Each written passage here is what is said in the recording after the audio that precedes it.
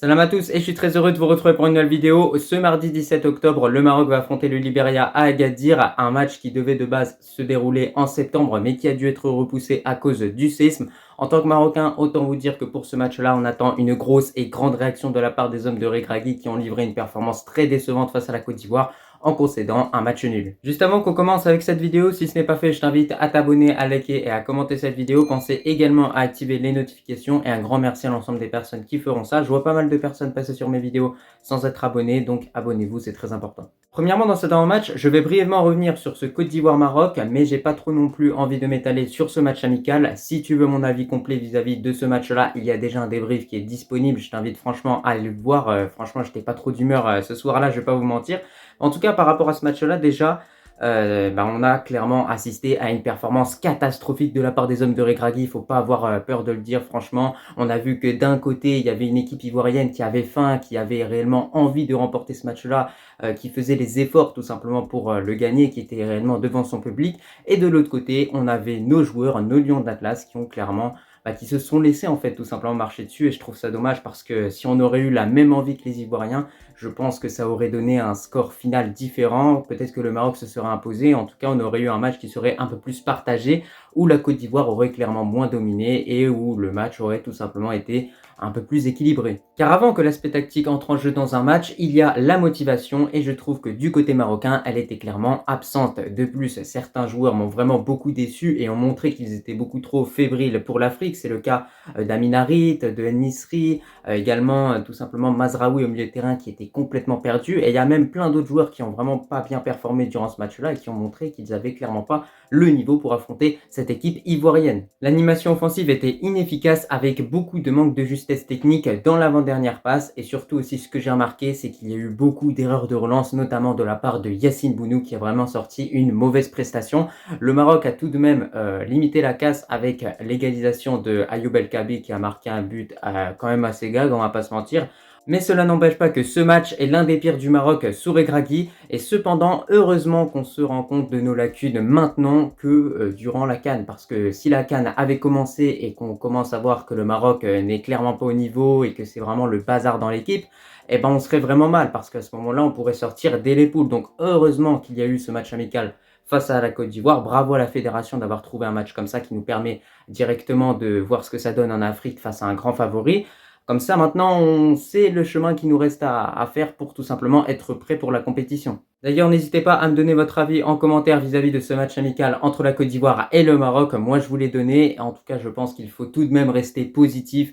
Ce match va permettre aux joueurs d'en apprendre plus pour tout simplement devenir meilleurs, Inch'Allah. On va pouvoir désormais se pencher sur ce Maroc-Libéria, match comptant pour les qualifications pour cette CAN 2023, mais match qui est réellement sans enjeu étant donné que le Maroc est déjà qualifié parce que il y a eu la phase de poule, il y a eu le tirage au sort et on a vu que le Maroc figurait dans cette CAN 2023.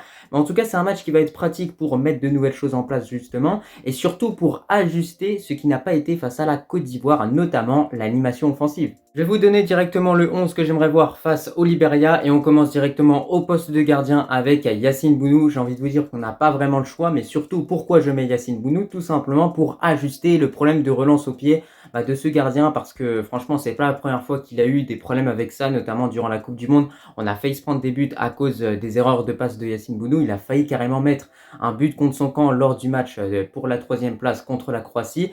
Donc voilà, c'est vraiment un gros défaut qu'il a et il faut tout simplement qu'il s'améliore.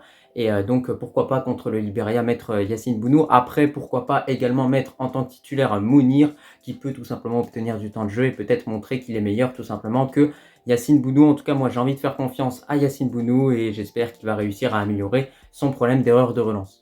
On continue avec la défense à 4. En tant que défenseur droit, j'aligne Achraf Hakimi. Alors j'aurais bien aimé le mettre en tant que défenseur gauche, mais en réfléchissant un peu plus, je me suis dit qu'on ne pouvait pas réellement former ce trio Hakimi, Ounahi et Amin Adli qui fonctionne bien parfois, qui arrive à bien combiner, même si là, avec l'absence d'Hakim Ziyech, c'est quand même un petit peu plus compliqué. Mais on voit que voilà, le côté droit du Maroc, c'est réellement une de nos forces et donc j'aimerais pas nous priver clairement de cette force-là qui nous permet parfois tout simplement de faire la différence et de se créer beaucoup d'occasions. Donc c'est pour ça que j'ai envie de vous dire que j'ai pas vraiment le choix et que je dois mettre Hakimi en tant que défenseur droit. On espère qu'il sera meilleur parce que son match face à la Côte d'Ivoire n'est pas terrible. Enfin à gauche, j'ai j'ai décidé d'aligner Achiatalla, c'est plutôt logique, c'est un joueur qui est bon en centre, qui possède plusieurs qualités, qui peut bien bloquer les ailiers sur son côté. En revanche, il a quand même un gros défaut qui est réellement son manque de vitesse. Il s'est fait vraiment prendre de vitesse par un joueur ivoirien qui d'ailleurs allait très vite.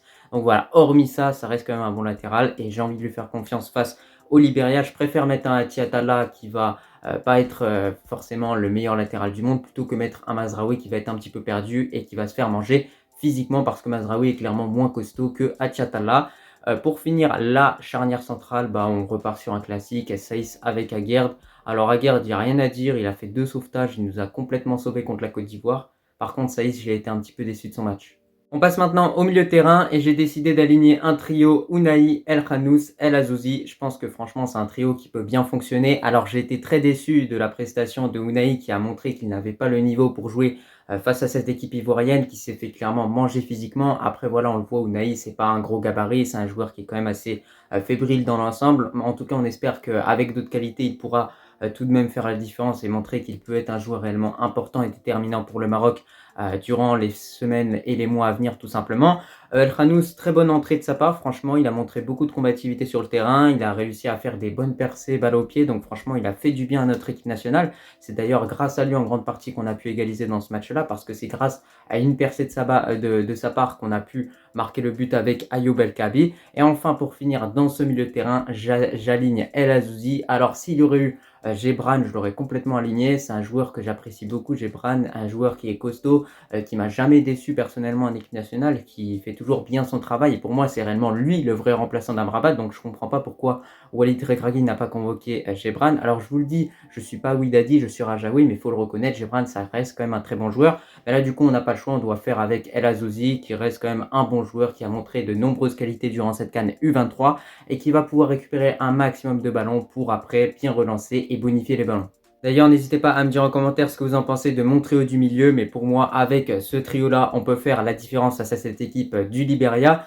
De plus, j'ai pas vraiment été convaincu par la performance de Amala qui a vraiment été catastrophique. Beaucoup de déchets techniques de sa part, beaucoup de fautes également commises par lui. Donc voilà, il a vraiment pas apporté grand-chose contre la Côte d'Ivoire et il m'a beaucoup déçu en tout cas Amala, malgré le fait que c'est un joueur que j'apprécie beaucoup.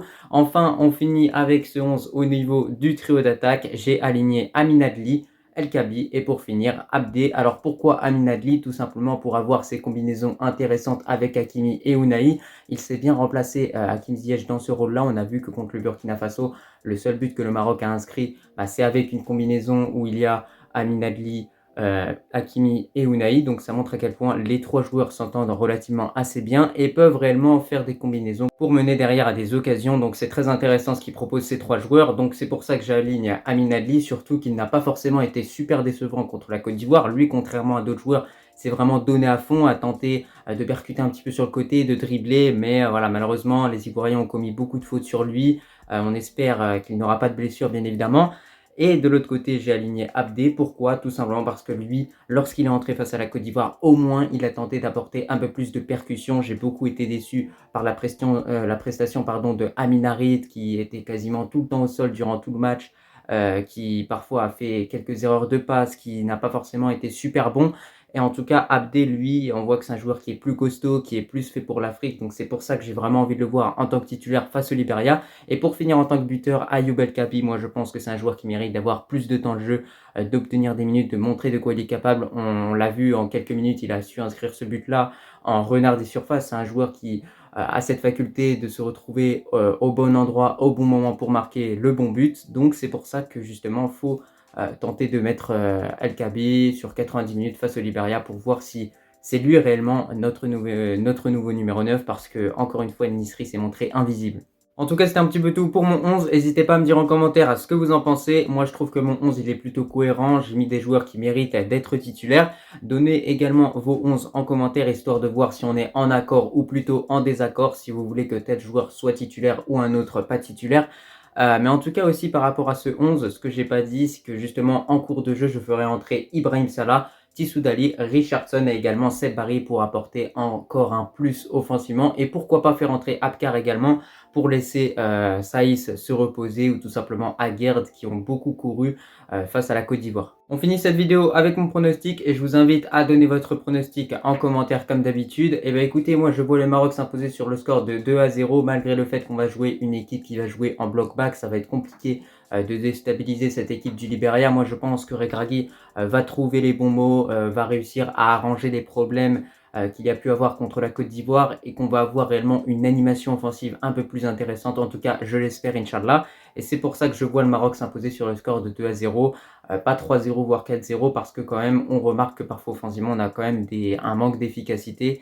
Donc c'est pour ça que je ne vois pas le Maroc marquer davantage de buts durant ce match-là. Après, peut-être que je me trompe et en tout cas, je l'espère. Pour conclure avec cette vidéo, c'était tout pour cet avant-match. Moi, je pense qu'on a vraiment fait le tour de ce Maroc-Libéria. En tout cas, on espère une victoire pour notre équipe nationale, Inch'Allah, du côté de Agadir.